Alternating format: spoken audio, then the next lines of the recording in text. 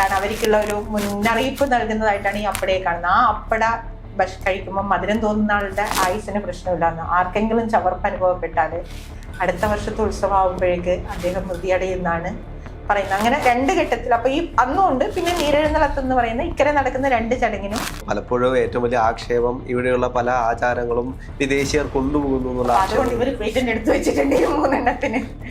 ഒന്ന് ഓടപ്പൂ, പിന്നെ ഈ അപ്പട, ആലിംഗന പുഷ്പാഞ്ജലി. അവര് ദൈവത്തെ കണ്ട് വിളിച്ചു ചൊല്ലുന്ന ഒരു ചടങ്ങാണ്. അതിനകത്ത് അവര് പറഞ്ഞു തന്നത് ഇടവത്തിലെ മകത്തിന്റെ എന്നാണ് നീരെഴുന്നള്ളത്. അന്ന് മാത്രമാണ് ഈ അക്കരെ കൊട്ടിയൂരിലേക്ക് മനുഷ്യര് പോകുന്നത്. അന്ന് ഓടപ്പൂ എങ്ങനെയാണ് പൂജിക്കുന്നത്? അത് ഏത് ദിവസമാണ്? ഓടപ്പൂ പൂജിക്കുന്നേ ഇല്ല. മാമന്റെ ഈ പുസ്തകത്തിൽ ഒരുപാട് ചടങ്ങുകളെ പറ്റി എഴുതിയിട്ടുണ്ട് കൊട്ടിയൂർ ഉത്സവവുമായി ബന്ധപ്പെട്ട്. ആ ചടങ്ങുകളെ ഒന്ന് ലളിതമായിട്ടൊന്ന് പറഞ്ഞു തരാമോ? അതായത് കാരണം ഇതുമായി ബന്ധപ്പെട്ട് ഒരുപാട് പേര് ഇപ്പോൾ വരുന്നുണ്ട്. അപ്പോൾ പലർക്കും അറിയില്ല ഏത് ദിവസം പോകണം, ഏത് ദിവസം പൊക്കൂടാ, അങ്ങനെയുള്ള കാര്യങ്ങളൊന്നും അറിയില്ല, എങ്ങനെ പോയി തൊഴുകണം. അപ്പോൾ ആ ചടങ്ങുകളെ പറ്റി ലളിതമായി.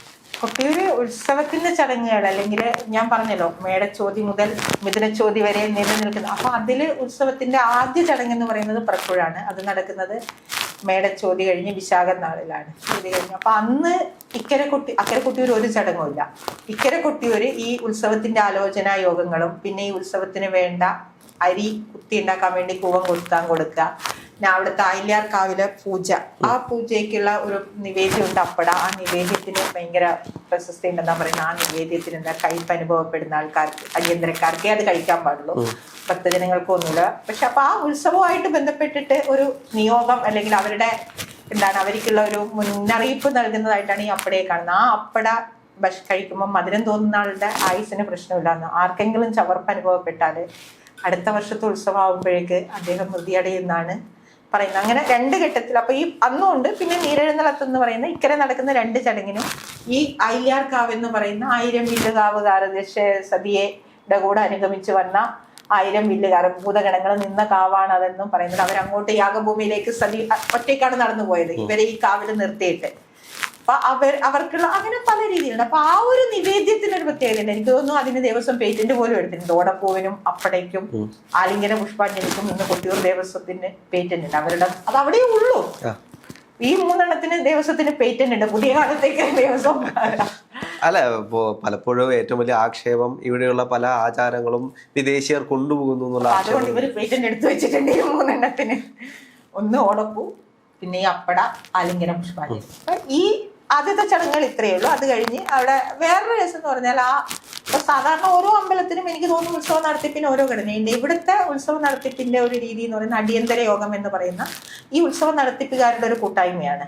അതില് രാജപ്രതിനിധികളുണ്ട്, നാട്ടിന്റെ പ്രതിനിധികളുണ്ട്, ദേവി അങ്ങനെയൊക്കെയുള്ള. അപ്പൊ 4 ഊരാളന്മാര്, 2 വാളശന്മാര്, കണക്കപ്പിള്ള, ഓച്ചറ്, പിന്നെ രാജപ്രതിനിധിയായിട്ടുള്ള ഉള്ളാട്ട് മനുഷ്യര്, പിന്നെ പെരുമാളിന്റെ പ്രതിപുരുഷൻ എന്ന് പ്രാട്ടന കൂട്ടായ്മ പറയുന്ന ജന്മസംഘം, ഇങ്ങനെ അടങ്ങുന്ന ഈ കൂട്ടായ്മയാണ് ആ ഉത്സവത്തിന്റെ കാര്യങ്ങൾ മുഴുവൻ.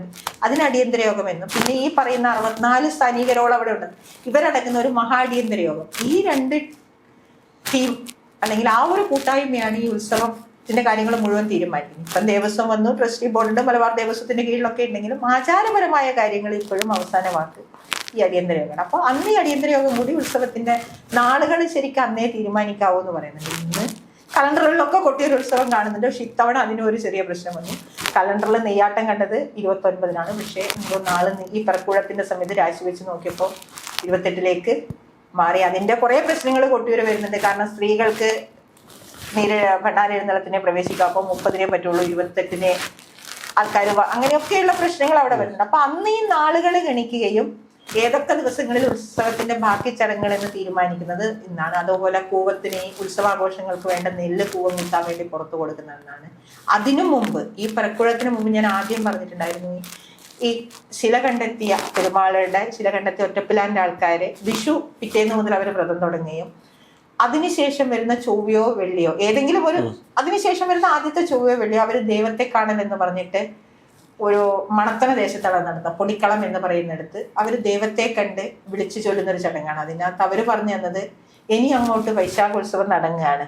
അപ്പൊ അതിന് യാതൊരു മുടക്കവും വരാതെ ആ ഉത്സവം നടത്തുന്നതിന് വേണ്ടി അവരുടെ മലദൈവങ്ങളോടൊക്കെ അവർ പ്രാർത്ഥിക്കുന്ന ഒരു ചടങ്ങാണ്. നാട് വൈശാഖോത്സവത്തിലേക്ക് പോവാണ്. അപ്പൊ ആ ഉത്സവം ഒരു മുടക്കവും കൂടാതെ നടക്കാൻ വേണ്ട എല്ലാ അനുഗ്രഹവും അവിടെ വന്ന് തൊഴുതു പോകുന്ന എല്ലാ അടിയന്തരക്കാരെയും ഭക്തജനങ്ങളെയും ഒക്കെ കാത്തോളണേ എന്ന് ഈ ഒറ്റപ്പിലാന്റെ കുടുംബക്കാര് പ്രാർത്ഥിക്കുന്ന ഒരു ചടങ്ങായിട്ടാണ് അവർ ദൈവത്തെ കാണുന്നത്. ഒപ്പം വേറൊരു കഥയുണ്ട്. അവരുടെ മലദൈവങ്ങളെ മല കയറ്റി വിടുകയാണ് ഇനി ഉത്സവത്തിന് വേണ്ടി, അങ്ങനെയൊക്കെ പറയുന്നുണ്ടെങ്കിലും അവരോട് ചോദിച്ചപ്പോൾ അവർ പറഞ്ഞു, ഞങ്ങള് ദൈവങ്ങളെ മുഴുവൻ വിളിച്ച് ഞങ്ങളെ മലദൈവങ്ങളോട് മുഴുവൻ പ്രാർത്ഥിക്കുകയാണ്, പെരുമാളുടെ ഉത്സവം ഏറ്റവും ഭംഗിയായി നടത്താനുള്ള അനുഗ്രഹം തരണം. അങ്ങനെയാണ് പിന്നെ പ്രക്കുഴം വരുന്നത്. അതിനുശേഷം മകത്തിന്റെ അന്ന്, ഇടവത്തിലെ മകത്തിന്റെ അന്നാണ് നീരെഴുന്നള്ളത്. അന്ന് മാത്രമാണ് ഈ അക്കരെ കൊട്ടിയൂരിലേക്ക് മനുഷ്യര് പോകുന്നത്. അന്ന് ഈ നേരത്തെ വിവാദമായിട്ടുള്ള വാവലിക്കെട്ട് അവിടെ ആ വഴിയിലൂടെ മന്തഞ്ചേരി വഴി ഒറ്റപ്പിലാൻ അവിടത്തേക്ക് വേണ്ട നടന്നത്. ഒറ്റപ്പിലാനോട് ഇളനീർക്കെട്ടിന്റെ ആ പ്രത്യേക സ്ഥലമുണ്ട്. ആ സ്ഥലങ്ങളൊക്കെ ഇവരിപ്പോഴും ഗൂഢമെന്നാണ് പറയുന്നത്. പക്ഷെ ഇപ്പൊ യൂട്യൂബിലൊക്കെ നമ്മൾ കാണുന്നുണ്ടെങ്കിലും എല്ലാ ഭാഗവും ഇല്ല. അപ്പൊ അവിടെ നിന്നുകൊണ്ട് ഇവര് പടിഞ്ഞിറ്റയുടെ നേതൃത്വത്തിൽ ആദ്യം എങ്ങനെയാണോ ഇവര് ശില കണ്ടെത്തിയത് അറിയിച്ചിട്ട് പടിഞ്ഞിറ്റ അപ്പുറത്ത് അതിന്റെ ഒരു അനുസ്മരണം എന്നുള്ള രീതിയിൽ ഈ പടിഞ്ഞിറ്റ നമ്പൂതിരി കൂവയിലയില് നീരെഴുന്നള്ളത്തുകൊണ്ട് ആദ്യമായിട്ട് ഈ മണിത്തറയിൽ കയറുകയും അന്ന് ഈ പറയുന്ന നാളം എന്ന് പറയുന്നത് നമുക്ക് കാണാൻ പറ്റില്ല. അത് മുഴുവൻ ഉത്സവ അവസാനം മണ്ണിട്ട് അഷ്ടബന്ധം എന്ന് പറയുന്ന ഒരു പ്രത്യേക തരത്തിൽ തയ്യാറാക്കുന്ന മണ്ണ് കുഴച്ച് മൂടുകയും അതിന്റെ മേലെ പുഴയെന്നുള്ളത്. അപ്പൊ അവിടെ നീരഭിഷേകം നടത്തി പ്രാർത്ഥിച്ച് പോവുകയും അതിനുശേഷമാണ് തിരുവഞ്ചരയും ആ കാടുകൾ മണിത്തറയും ഒക്കെ വൃത്തിയാക്കി പിന്നീട് വരുന്ന ചോതിക്ക് നെയ്യാട്ടം ആരംഭിക്കുന്നത്. ആ ഒരു മകം പൂര ഉത്ര അത്തം ചിത്തിര ഈ 5 ദിവസം കൊണ്ടാണ് ആ ഭൂമിയെ ഉത്സവ ഭൂമിയാക്കിയിട്ട് മാറ്റുന്നത്. അന്നേരമാണ് ഈ വാവലിക്ക് കെട്ട്, ഈ നീരെഴുന്നള്ളത്തിന് ശേഷമാണ് താഴത്തെ വാവലിക്കെട്ട്. അത് അമ്പലവാസി വിഭാഗക്കാരാണ് കെട്ടുന്നത്. അതിലൂടെയാണ് ഈ എഴുന്നള്ളത്ത് സാധനങ്ങൾ മുഴുവനും ബലിബിംബങ്ങളും മണ്ണാരവും നെയ്യും കുറെ സാധനങ്ങൾ അതിലെയാണ് വരുന്നത്. അപ്പൊ അതിനുള്ള ഒരുക്കങ്ങൾ അവിടെ നടക്കുന്നുണ്ട്. അപ്പോഴേക്ക് പുഴയുടെ ഒഴുക്കൊക്കെ നിയന്ത്രിച്ച് തിരുവഞ്ചിറയിലേക്ക് ഒറ്റപ്പിലാൻ വെള്ളം തുറന്നു വിടുന്നുണ്ട്. അപ്പൊ അങ്ങനെ വന്നിട്ടാണ് പിന്നീട് ആദ്യത്തെ ചടങ്ങ് ജാതിയൂരിൽ നിന്ന് വാര്യർ തേടം വാര്യൻ ഓടയും തീയും യാഗഭൂമിയിലെ യാഗം ജലിപ്പിക്കുന്നതെന്നൊക്കെയുള്ള കഥകളും. അപ്പൊ ഓടയും തീയും കൊണ്ടുവന്ന് ആദ്യം 3 മൺവിളക്കുകളിലാണ് ഈ ചോതി ദീപം തെളിയിക്കുന്നത്. അതിലെ കത്തിച്ചിട്ട് അതിന്റെ വെളിച്ചത്തിലാണ് നെയ്യാട്ടം നടക്കുന്നത്. കാരണം അന്ന് ഭണ്ഡാരങ്ങളോ പൂജാപാത്രങ്ങളോ ഒന്നും അധികവും അവിടെ എത്തുന്നില്ല. അതൊക്കെ ഈ പറയുന്ന മണത്തള ദേശത്തായുള്ളത്. അടുത്ത ദിവസമാണ് ഈ ഭണ്ണാര എഴുന്നള്ളത്ത്. ഭണ്ണാര പൂജാപാത്രങ്ങളും തിരുവാഭരണങ്ങളും വിളക്കുകളും പിന്നെ അവിടെ ഭണ്ണാര അറയിൽ പൂജിക്കുന്ന ചപ്പാരത്തെ വാളുകളും ബലിബിംബങ്ങളും ഒക്കെ ആനയും ആൾക്കാരും എല്ലാം അവിടെ എത്തുന്നത് ഈ ഭണ്ണാര എഴുന്നള്ളത്ത് അക്കരെ ചെല്ലുന്നത്. അതോടെ അതിന്റെ പിറകിൽ എന്താണ്, സ്ത്രീകൾക്കും പ്രവേശനമുണ്ട്. പിന്നീട് നിത്യനിദാനായ രാവിലെയുള്ള 36 കൂടാഭിഷേകം, ഉഷശിവേലി, പിന്നെ പന്തീരടി നേദ്യം, രാത്രി 1000 കൂടാഭിഷേകം, നവകം, അത്താഴപൂജ, അത്താഴ ശിവേലി, ശ്രീഭൂതബലി വരെ വരുന്ന ക്ഷേത്രപരമായിട്ടുള്ള കർമ്മങ്ങൾ. ആ രീതിയിലാണ് നിത്യനിദാനങ്ങൾ. പിന്നെ 4 ആരാധനകളുണ്ട്. തിരുവോണാരാധന, രേവതി ആരാധന, അഷ്ടമി. ഇതിനിടയിൽ രേവതി ആരാധനയ്ക്ക് മുമ്പ് അഷ്ടമി ആരാധനയുണ്ട്, പിന്നെ രോഹിണി ആരാധന. അങ്ങനെ വരുന്ന ആരാധനകളുണ്ട്. അത് കഴിഞ്ഞ് മകമാകുമ്പോഴേക്ക് എന്ത് ചെയ്യാണ്, ഈ ആനയും സ്ത്രീകളെയും മകം ഉച്ചയ്ക്ക് അവിടുന്ന് പിന്മാറാണ്. പിന്നെ അവിടെ നടക്കുന്നത് കൂടുതലും ഗൂഢപൂജകളാണ്, കലപൂജകൾ പോലെയുള്ള അന്ന് ഭൂതങ്ങളുടെ ഉത്സവമാവുകയാണെന്നാണ് പറയുന്നത്. അപ്പൊ പിന്നീട് അങ്ങനെ വരുന്ന ഈ മകം മുതൽ നടക്കുന്ന കലശാട്ട് വരെയുള്ള ഗൂഢപൂജകളും കർമ്മങ്ങളും. പിന്നെ ഈ ആരാധനയിൽ അവിടെ വേറൊരു പ്രത്യേകത, ഇന്ന് കൂത്ത്, നമ്മൾ പറയുന്ന കൂത്തുണ്ടല്ലോ, ചാക്യാർ കൂത്താട്ടം. ആ കൂത്താട്ടത്തിന്റെ ഏറ്റവും അനുഷ്ഠാനപരമായിട്ടുള്ള ഒരു രീതിയിൽ കൂത്തിന്ന് കൂത്തമ്പലത്തിൽ കൊട്ടിയൂർ നടക്കുന്നുണ്ട്. മത്തവിലാസം കൂത്തും പരുത്തിക്കൂത്ത്.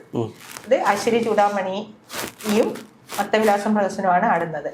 അത് പുറനാട്ടുകരയുടെ ചാക്യാരായ മാണി കുടുംബം ഇന്നും അനുഷ്ഠാനാത്മകമായിട്ട് ഈ ഉത്സവകാലത്ത് തിരുവോണാരാധന മുതൽ അവിടെ താമസിച്ച് കൃത്യമായിട്ട് ഈ 2 കൂത്തും വളരെ അനുഷ്ഠാനം. അതിന്റെ മേക്കപ്പ് പോലും സാധാരണ കൂത്തിന്റെ ആഭരണങ്ങളല്ല, വളരെ അനുഷ്ഠാനാത്മകമായിട്ട് ആ കൂത്ത് അവിടെ നടത്തുന്നുണ്ട്. നമ്പ്യാരുടെ പാടകമുണ്ട്. ഇങ്ങനെയുള്ള ക്ഷേത്ര കലകളും അതിനോടൊപ്പം ഉണ്ട്. പിന്നെ ഭണ്ണാരറയുടെ മുന്നിൽ കുട്ടിപ്പാടി സേവയുണ്ട്. അഷ്ടപതി അതിന്റെ ഉത്സവ സമയത്ത് ദീപാരാധനയ്ക്കും അങ്ങനെ ഉത്സവത്തിന്റെ എല്ലാ ചടങ്ങുകളുണ്ട്. പക്ഷെ അതോടൊപ്പം ഈ പറയുന്ന അതിനുശേഷം നെയ്യാട്ടം കഴിഞ്ഞ് പിന്നെ തിരുവോണാരാധന, അതിനുശേഷം പിന്നെയാണ് ഇളനീർ വെപ്പ്. അത് തീയ സമുദായക്കാരാണ് ഇളനീർ, കാരണം അവരുടെ കുലത്തൊഴിലുമായിട്ട് ബന്ധപ്പെട്ടതാണ് ഇളനീര്, അവരെത്തിക്കുന്നുണ്ട്. പിന്നീട് ഇളനീരാട്ടം, അതിനുശേഷം രേവതി ആരാധന, പിന്നെ ഞാൻ നേരത്തെ പറഞ്ഞ പേറ്റന്റ് നേടിയിട്ടുള്ള ആലിംഗന പുഷ്പാഞ്ജലി വരുന്ന കുർമാത്തൂർ നായിക്കനാര് നടത്തുന്ന ആലിംഗന പുഷ്പാഞ്ജലിയോട് കൂടിയിട്ടുള്ള രോഹിണി ആരാധന, പിന്നെ മകങ്കലം വരവ്. അതിനിടയിൽ 4 പായസ നിവേദ്യങ്ങളുണ്ട്. വലിയ വട്ടളം പായസം, ചതുശതം എന്നാണ് അതിന് പറയുക. അങ്ങനെ ഒരുപാട് വൈവിധ്യങ്ങൾ അവിടെ ഉണ്ട്. അപ്പോൾ ഇതിനപ്പുറത്തേക്ക് ഇപ്പോൾ നമുക്കറിയാം, ഇപ്പോൾ ഒരുപാട് ആചാരങ്ങൾ ഉൾക്കൊള്ളുന്നതാണ് ഈ കൊട്ടിയൂർ അമ്പലത്തിലെ പൂജാവിധാനങ്ങൾ എന്ന് പറയും. അപ്പോൾ ഈ ഓടപ്പൂ എങ്ങനെയാണ് പൂജിക്കുന്നത്? അത് ഏത് ദിവസമാണ്? ഓടപ്പൂ പൂജിക്കുന്നേ ഇല്ല. ഇല്ല, അത് ദേവസ്വം ടെൻഡർ കൊടുത്തിട്ട് പുറത്തുണ്ടാക്കുകയാണ്. ഓടപ്പൂ ശരിക്കും ഓട മരം ആ പല വലിപ്പത്തിൽ മുറിച്ചെടുത്തിട്ട് വെള്ളത്തിൽ മുക്കി കല്ലുകൊണ്ട് ചതച്ചെടുത്ത് നീറ്റിൽ മുക്കി വീണ്ടും ചീകി എടുത്തിട്ടുണ്ടാക്കണം. അത് അമ്പലത്തിൽ പൂജിക്കുന്നേ ഇല്ല. അക്കരെ ക്ഷേത്രത്തിലായിരുന്നു പണ്ടത് ഉണ്ടാക്കിക്കൊണ്ടിരുന്നത്, ദേവസ്വം. ഇപ്പം പിന്നെ അത് ഉത്സവത്തിന് അവരുടെയുള്ള കൈക്കോളന്മാരും ഇവരുണ്ടാക്കുന്ന മതിയാവാത്തതുകൊണ്ട് ടെൻഡർ കൊടുക്കുകയാണ്. അത് അമ്പലത്തിൽ പൂജിക്കുന്നേ ഇല്ല. അവിടുത്തെ പൂജയിൽ ഓടപ്പൂ ഇല്ല. പക്ഷെ അത് എല്ലാരും പ്രസാദമായിട്ട് കാണുന്നത് ഓടപ്പൂവാണ്. അതൊരു വലിയ കിട്ടുകയാണ്. അവിടുന്ന് പൂജാ പ്രസാദം എന്ന് പറയുന്നത് നമ്മളെ എന്താണ് തിരുനടയിൽ നിന്ന് കിട്ടുന്ന ചന്ദനവും പൂക്കളും, പിന്നെ ആദ്യം ഈ കളഭ അരപ്പിച്ച കളഭം കിട്ടും. പിന്നെ കൂത്ത്, ഈ മത്തവിലാസം കൂത്ത് എന്താണ് അവിടെ പറയും, കല്യാണം കഴിഞ്ഞിട്ട് മക്കളില്ലാത്തവര് മത്തവിലാസം പ്രഹസനം നടത്താം. അപ്പൊ അതിന് ഒരു ശൂലവും ദണ്ടും ആ കൂത്തിന് ചാക്യാർ ഉപയോഗിക്കുന്ന അത് പ്രദക്ഷിണമായിട്ട് കിട്ടും. അപ്പൊ അങ്ങനെ പ്രസാദം എന്ന് പറയുന്നത് അതേ ഉള്ളൂ, ഓടപ്പൂ. പക്ഷെ എന്നാലും കൊട്ടിയൂരിന്റെ പ്രസാദ സങ്കല്പം എന്ന് പറയുമ്പോൾ നമ്മുടെ കയ്യിൽ വരുന്നത് ഈ അതിന് ശരിക്കും ദശയാഗ കഥയാണ് അതിന്റെ ഏറ്റവും വലിയ പിൻബലം. വേറെ പൂജകളൊന്നുമല്ല. അപ്പൊ ദശധര നാശക ആയിട്ടുള്ള ഒരു പ്രതീകത്തെ വീട്ടിൽ കൊണ്ടുപോകാം. കാരണം ആ കഥ, അതുകൊണ്ടാണ് ഞാൻ പറഞ്ഞത് ഈ രീതിയിലുള്ള പ്രതിഷ്ഠ എന്ന് പറയുമ്പോൾ ആ കഥയെ നമുക്ക് മാറ്റി നിർത്താൻ പറ്റില്ലെന്ന്. അത് കൊട്ടിയൂരിന്റെ പ്രസാദ സങ്കല്പത്തില് ഓടപ്പൂവാണുള്ളത്. കൊട്ടിയൂർ പോയോ എന്നറിയണമെങ്കിൽ നമ്മുടെയൊക്കെ നാടുകളിലെ വീട്ടുകളിൽ എവിടെയെങ്കിലും ഈ വർഷത്തെ ഓടപ്പൂ കണ്ടില്ലെങ്കിൽ ചോദിക്കുന്നു ഈ വർഷം പോയില്ലേ എന്നാണ്. അപ്പൊ ആ ഒരു രീതിയിൽ ഓടപ്പൂ കൊട്ടിയൂർ സംസ്കൃതിയുടെ ഭാഗമായിട്ട് പുറനാട്ടുകരയിലും ഇപ്പൊ എനിക്ക് തോന്നുന്നു കേരളത്തിൽ മൊത്തം ഓടപ്പൂ ആയി. അതെ. എന്താണെങ്കിലും ഒരുപാട് സന്തോഷമുണ്ട്. നമുക്ക് കൊട്ടിയൂരുമായി ബന്ധപ്പെട്ട് ഇനിയും പുതിയ പുതിയ എപ്പിസോഡുകൾ ഉണ്ടാവും. എന്താണെങ്കിലും ഒരുപാട് നന്ദി. ഞാൻ എന്താ പറയാ, ഇനിയും പറയാനുണ്ടാവാം. പക്ഷെ ചിലപ്പോൾ തിരുത്തലുകൾ വേണ്ടി വരും. കാരണം ഞാൻ പറഞ്ഞല്ലോ, ഗവേഷണത്തിൽ ആദ്യമായിട്ട് ചെയ്തൊരു സാധനമാണ്. ഇനിയും ഒരുപാട് പഠിക്കാനുണ്ട്. ഞാൻ പുതിയ ഗവേഷകരോടൊക്കെ വരികയാണ്. ഒരുപാട് ഇനിയും പഠിക്കാനുള്ള സാധനങ്ങളുണ്ട്. ഞാൻ അതിൻ്റെ ഒരു തറ കെട്ടിയിട്ടേ ഉള്ളൂ എന്നൊരു അപേക്ഷ എനിക്കുള്ളൂ. ഓക്കെ.